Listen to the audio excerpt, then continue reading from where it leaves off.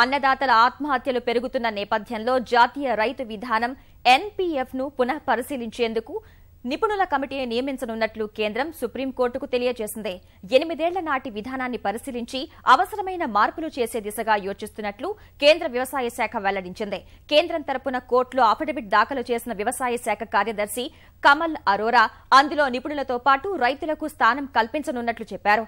రైతుల ఆత్మహత్యలపై పంజాబ్కు చెందిన youth Kamal organisation అనే ఎన్జీఓ దాఖలు చేసిన ప్రజా ప్రయోజన వ్యాజ్యంపై చేపట్టిన విచారణ సందర్భంగా సుప్రీం ఆదేశాల మేరకు కేంద్రం వివిధ అంశాలతో అఫిడవిట్ దాఖలు చేసింది.